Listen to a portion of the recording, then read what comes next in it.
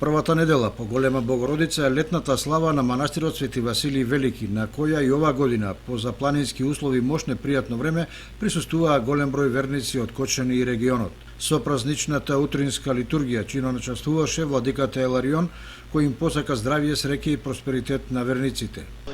Честит и вечен празникот нека е. Овој празник го восстановивме со самото осветување на црквата и осветивме црквата по празнувањето на Пресвета Богородица и така остана традиција секоја неделата по Богородица да се празнува како летна слава на манастирот. Дојдоа многу верници да го прославиме радосно празникот. На сите им посакувам многу здравје, многу успех, радост и благослов од Мајката Божја и сите Мајката Божја да ги чува и да ги пази.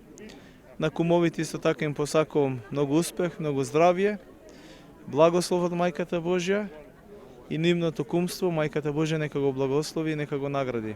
Владиката Еларион им посака среќен почеток на учебната година на учениците и успех во учењето и стекнување нови знаења.